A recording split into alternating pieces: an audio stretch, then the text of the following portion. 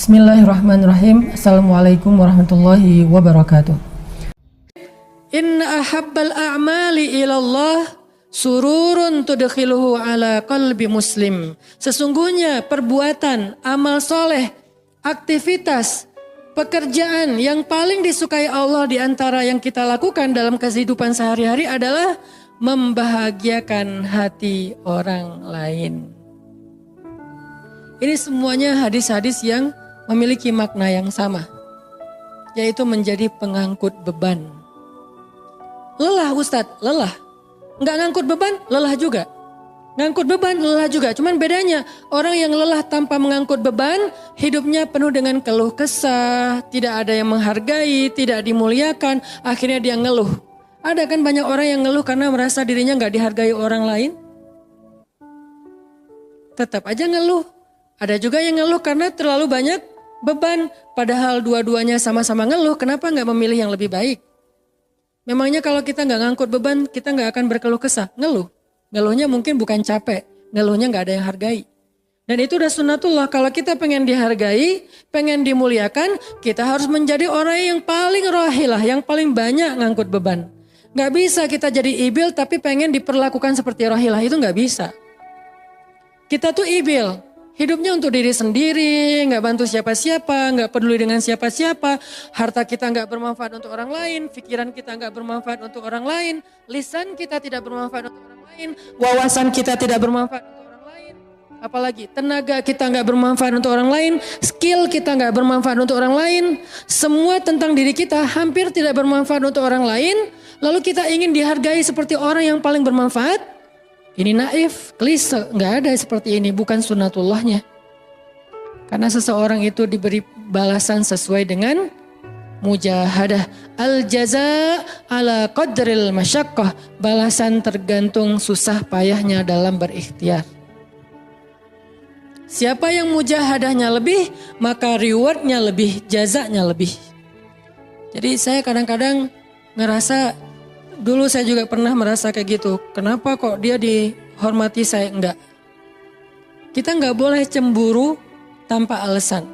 Seolah-olah misalnya harusnya hormati semua orang dong, enggak bisa. Itu udah fitrah manusia dan sunnatullah dalam kehidupan di dunia. Kalau kita pengen dihormati orang, kita harus menjadi rohilah. Kalau kita pengen dihargai orang, kita harus jadi rohilah. Gak bisa kita berharap dihargai oleh pasangan kita atau calon pasangan kita, tapi kita gak punya tanggung jawab. Gak bisa. Kalau teman-teman pengen dihargai oleh pasangan halalnya, teman-teman harus mengangkat tanggung jawab yang lebih berat daripada dia. Kalau dia yang capek, kita leyeh-leyeh aja di rumah, tapi kita minta dihargai, saya kan suami. Suami itu bukan status, suami itu peran. Ada orang dia jenis kelaminnya perempuan, tapi dia suami. Kenapa? Karena dia mengambil peran laki-laki. Dan itu saya melihat banyak perempuan seperti ini. Hebat. Dan memalukan bagi suaminya. Di beberapa tempat saya melihat suaminya di pagi hari gak kerja. Cuma nongkrong-nongkrong aja di warung. Ngopi juga itu ada uangnya, giliran untuk nafkah keluarga dia gak punya uang. Untuk ngopi, untuk rokok dia punya uang. Untuk anaknya nunggak sekolahnya. Untuk anaknya makanannya seadanya. Sehingga karena ini udah berjalan bertahun-tahun, akhirnya istrinya udah nggak sanggup lagi berharap kepada dia, minta cerai juga nggak dicerai-ceraikan, akhirnya istrinya ikhtiar sendiri. Istrinya jadi pembantu rumah tangga, istrinya dikerja ke luar negeri. Saya beberapa kali ke Hong Kong, hampir tiap 4 bulan sekali ke Hong Kong, dan selalu mendengar cerita teman-teman di Hong Kong, para pejuang-pejuang di Hong Kong itu kan 99%-nya perempuan ya. Hong Kong itu 99% lebih perempuan. Beda kan sama Taiwan, Korea itu laki-laki dan perempuan agak imbang lah. Tapi kalau Hong Kong itu bisa dibilang dari 100 pekerja 99 orangnya bahkan lebih adalah perempuan. Dan semua mereka punya masalah yang hampir sama di negerinya, di kampungnya. Masalahnya mereka terpaksa untuk berangkat ke luar negeri karena ada yang demi membiayai sekolah anak-anaknya, single parent. Kemana suaminya? Suaminya pergi dan tidak bertanggung jawab. Atau suaminya ada tapi tidak mampu mencari nafkah. Terpaksa dia kerja ke luar negeri dengan segala macam resiko. Dan banyak banget kasus di Hong Kong. Siapa juga yang mau jauh-jauh dari keluarganya, apalagi punya anak masih kecil ya. Kemarin kita baru dengar cerita seorang anak yang harus merawat ayahnya yang sakit kanker gara-gara di rumahnya nggak ada siapa-siapa. Ibunya berjuang di luar negeri. Kenapa? Karena suaminya sakit. Kalau ini masih bisa kita pahami lah. Tapi kemana pamannya misalnya? Kemana misalnya kakaknya? Nggak tahu punya kakak atau gimana. Nggak tahu kondisi pamannya. Yang jelas bahwa ternyata kita itu dihargai itu bukan karena kita berstatus suami. Kita dihargai karena kita berperan sebagai suami, bukan berstatus sebagai suami.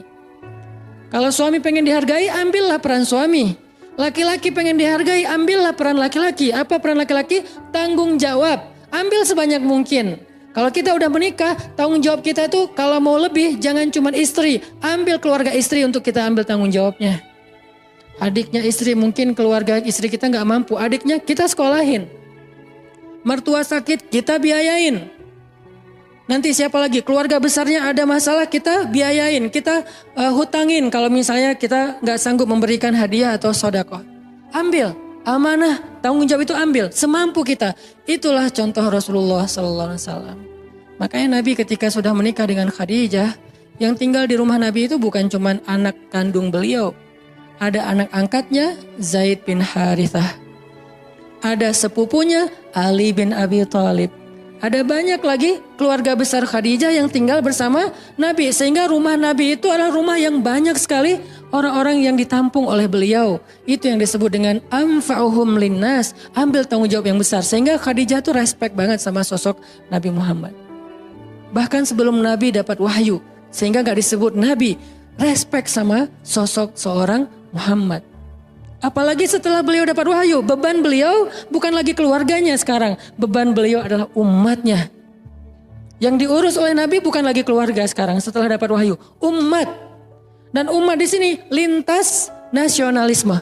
Ada yang datang dari Persia namanya Salman Al-Farisi. Ada yang datang dari Romawi namanya Suhaib Ar-Rumi.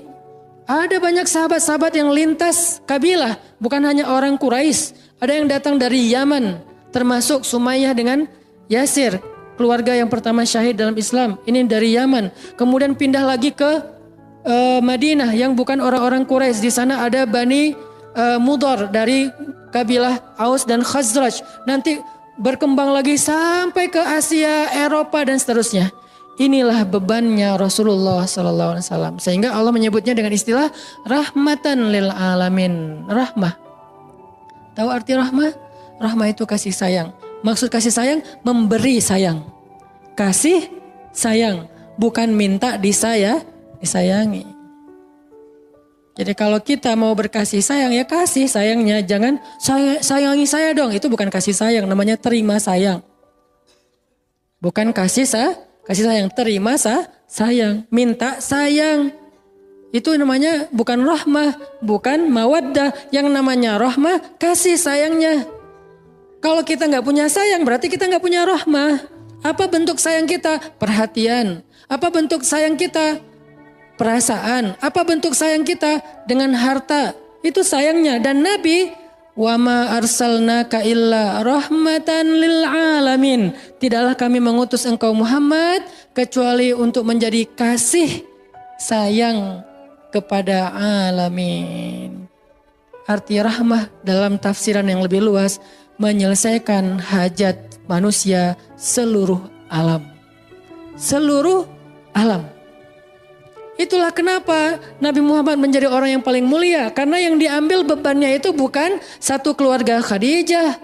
Bebannya itu bukan satu kota Makkah. Bebannya itu bukan cuma orang Arab. Alamin. Sehingga Allah mengatakan, wa rafa'na laka dzikrak. Kami angkat engkau menjadi manusia yang paling mulia. Karena beban yang diambilnya paling berat. Apa beban Nabi? Apakah cuma ceramah? Gak cuma ceramah. Kalau cuma ceramah gampang. Saya pernah menjadi penceramah dan saya pernah menjadi programmer dalam dakwah. 8 tahun saya ceramah di Bandung. Gampang banget. Dan kalau mau nyaman jadi ustadz, mending saya jadi penceramah aja. Gampang banget. Diundang-undang. Ustadz mau dijemput? Ya jemput dong. Jemput. Ya ustadz kan dijemput. Jarang kita jalan sendiri, seringnya dijemput. Dan karena dia pengen memuliakan kita, dia cari di tempat itu siapa yang punya mobil paling bagus untuk menjemput ustadz. Kalau di kampung, cari siapa yang punya mobil baru yang tahun misalnya 2018 lah, kalau nggak ada 2019. Saya punya, ya udah pinjam ya untuk jemput Ustadz. Oh boleh saya senang jemput. Kalau perlu yang punya mobilnya sekaligus jadi supirnya, jemput Ustadz. Enak jadi penceramah. Jemput, tunggu di depan rumah, nggak langsung ketok. Kenapa? Nggak enak mau ngetok, biar Ustadznya santai aja. Ustadznya keluar dibukain pintu. Terserah mau duduk di depan, duduk di tengah.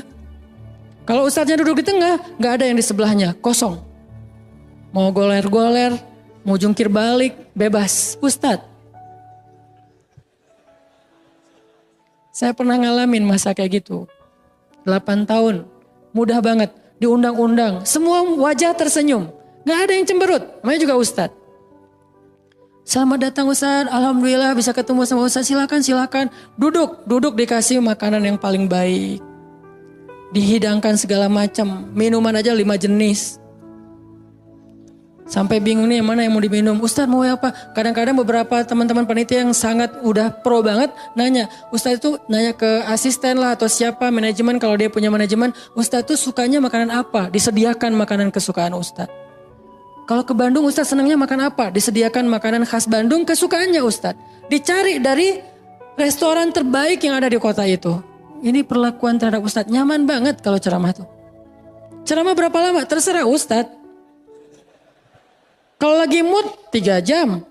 Kalau enggak lagi mood 45 menit. Ustadz kok ceramahnya cuma sebentar? Saya lelah sekali. Oh gak apa-apa Ustadz, istirahat ya Ustadz, sehat terus ya Ustadz. Doain. Pulang dianterin. Maaf dikasih amplop, transport segala macam. Kadang-kadang wah ngasihnya cukup untuk 2 bulan makan. Masya Allah enak. Kalau cuman yang disebut dengan rahmatil alamin itu cuman ceramah, itu bukan rahmatil alamin. Walaupun itu salah satu kebaikan. Tapi kemudian setelah 8 tahun saya berdakwah dengan ceramah, saya mengubah konsep dakwah saya menjadi programmer. Memprogram masjid. Al-Latif. Saya ngomong dengan Pak Iman beri saya kesempatan memprogram Al-Latif. Bikin gerakan, bikin dakwah. Bukan masjid yang memprogram, kemudian Ustadz mengisi. Itu salah. Menurut saya keliru kalau masjid membuat program, Ustadz cuma mengisi program itu. Keliru. Ustadz yang program, masjid fasilitasi, nanti insya Allah akan berkah. Alhamdulillah Pak Iman Ketua DKM Al-Latif sepakat. Ya udah Ustadz silakan, mangga dikasih waktu 2 tahun. Kalau nggak ada perubahan diambil alih. Dalam 2 tahun kita coba program dari awal. Bikin gerakan anak muda, pemuda hijrah lahir waktu itu. Mulai programming, gimana caranya biar masjid rame. Dari yang cuma 20 orang kajian setiap Rabu malam, dari dulu udah Rabu malam. Yang hadir berapa orang? 20 orang. Kalau Persib lagi main, libur. Semua pada nonton. Malah sering lagi libur. Kadang-kadang Persib gak main. Terus yang main siapa? Yang main Piala Eropa kah, Piala Champion kah, Liga Eropa, Piala Dunia, libur. Akhirnya berkembang pelan-pelan jadi setengah masjid. Satu masjid membludak keluar masjid sampai ke Jalan Cendana. Akhirnya pindahlah ke masjid ini. Kenapa? Karena udah gak nampung. Gak enak juga dengan tetangga karena parkirnya kemana-mana.